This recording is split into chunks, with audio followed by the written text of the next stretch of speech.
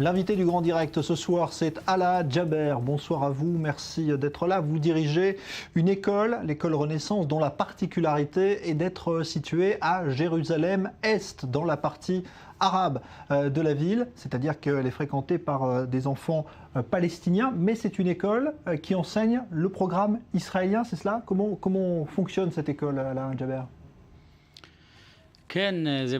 Oui, c'est une école qui enseigne le programme scolaire israélien, qui enseigne aux Palestiniens israéliens qui vivent en Israël, qui enseigne les langues, tout le programme scolaire. Et l'objectif est de renforcer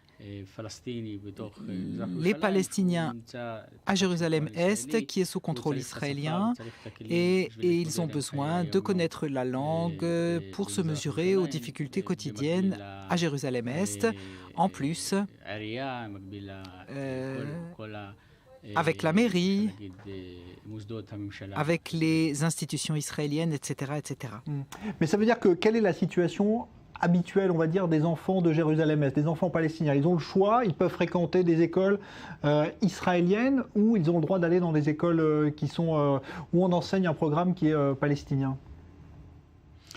La situation à Jérusalem-Est est très problématique. D'un côté, il manque de beaucoup d'écoles à Jérusalem-Est. Il y a 1500 classes qui manquent à Jérusalem-Est, ce qui met la population palestinienne pour 45% dans des écoles privées.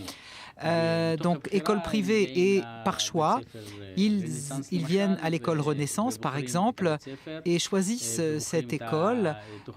Ils choisissent le programme scolaire. Le programme scolaire, en règle générale, à Jérusalem-Est, est un programme scolaire palestinien. Dans les écoles israéliennes et dans les écoles privées, la majorité des écoles enseignent un programme scolaire palestinien. Et on peut dire que c'est une nouvelle initiative qu'une école privée enseigne le programme scolaire israélien aux Palestiniens à Jérusalem-Est. Alors on sait que c'est souvent un sujet de discorde entre les politiques, à la fois les Palestiniens et les Israéliens, que ce qui est enseigné justement dans les écoles. C'est important parce que ça conditionne finalement l'état d'esprit de ces enfants. Vous, qu'est-ce que vous enseignez à ces enfants? Vous leur enseignez à la fois qu'il y a un État, l'État d'Israël qui est là depuis 1948 et que les Palestiniens ont droit à un État, parce qu'il y a aussi tout cela qui joue dans l'éducation. Absolument. Nous considérons le programme scolaire israélien et nous parlons des chapitres qui sont aussi dissensuels, comme par exemple la question de l'État palestinien et de l'État israélien. Comprendre, savoir, c'est essentiel pour les Palestiniens, tant au niveau de la langue que de l'histoire.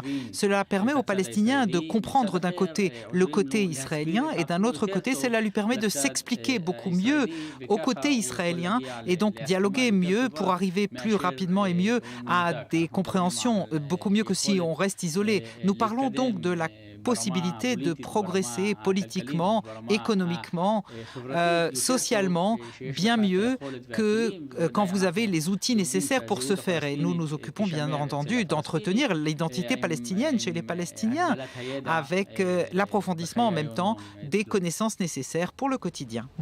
Est-ce que vous avez l'impression aujourd'hui qu'il y a des progrès qui sont faits dans l'état d'esprit justement de part et d'autre? Est-ce que vous avez l'impression que les enfants palestiniens aujourd'hui acceptent plus facilement l'idée justement qu'il y aura un État israélien à côté de l'État palestinien? Est-ce que c'est quelque chose que vous constatez, vous, avec ces enfants? Bien sûr.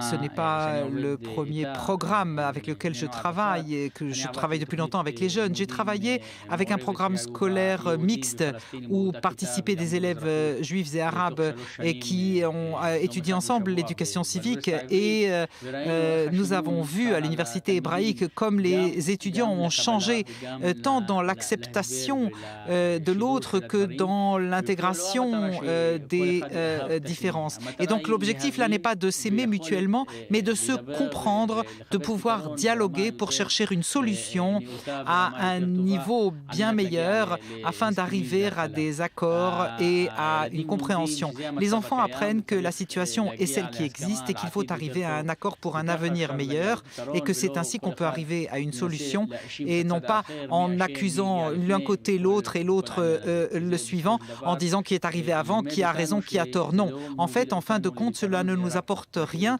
cela ne nous amène pas à une solution, cela nous laisse bloqués. Nous parlons maintenant de 47 ans pratiquement de Jérusalem sous l'occupation ou sous contrôle israélien et nous parlons d'un État qui existe depuis 65 ans. Pendant toutes ces années, nous n'avons pas trouvé de solution. Cela ne veut simplement que dire que la communication entre les deux parties est insuffisante et la communication est basée sur l'éducation et c'est ainsi qu'on pourra arriver à de meilleurs résultats au fil du temps.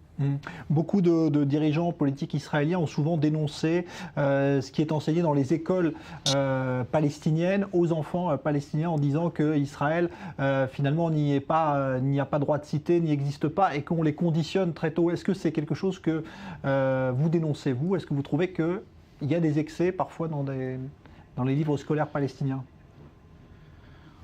À mon avis, je ne suis pas spécialisé du programme scolaire palestinien, mais je sais que les insultes à l'autre côté ne servent à rien et cela n'est certainement pas bon pour l'identité palestinienne.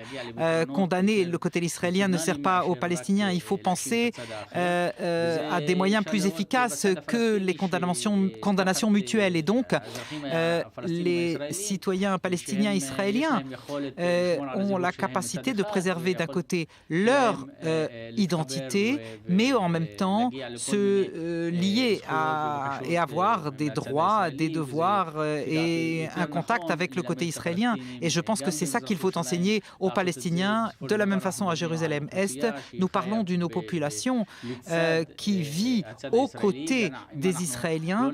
Et si nous n'arrivons pas à une solution rationnelle qui donnera aux deux peuples la possibilité de vivre, nous arriverons à une impasse qui nous amènera au bord du gouffre, ce que personne ne souhaite, ni du côté israélien, ni du côté palestinien. Quand vous enseignez justement à ces enfants ce programme israélien, est-ce que vous constatez après, en tout cas, que ça leur donne plus de chances finalement? Est-ce qu'ils sortent plus armés pour affronter leurs études supérieures et ensuite la vie professionnelle? Est-ce que c'est un programme qui pour eux est on va dire une arme supplémentaire? Bien sûr, dans mon programme scolaire, c'est un programme bien plus fort, bien plus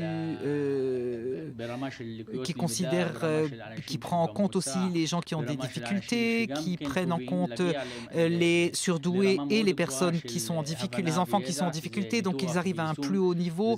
Cela leur permet d'analyser bien mieux la situation, cela leur ouvre des portes, tant dans le monde de l'enseignement supérieur que dans le monde du travail, ce que nous voulons promouvoir et c'est ce que nous voyons, les enfants qui sortent de notre école Renaissance, leur capacité dans le monde du travail, dans l'enseignement supérieur, université tant israélienne qu'à travers le monde, sont des capacités bien supérieures parce que nous prenons en compte toutes les capacités de nos élèves, pas seulement les meilleurs d'entre eux. Est-ce qu'elle est bien acceptée, cette école, dans le quartier où vous évoluez, dans Jérusalem-Est? Dieu merci. Aujourd'hui, l'école a une très bonne réputation. Nous parlons d'un très large soutien des parents. L'école a commencé avec 40 enfants au jardin d'enfants. Aujourd'hui, nous avons 500 élèves. Chaque année, nous allons croissant parce que la demande va croissante. Ce qui nous limite, c'est le bâtiment qui est trop petit. Celui où nous nous trouvons, nous espérons pouvoir construire une école qui nous soit propre de meilleure qualité, bien sûr.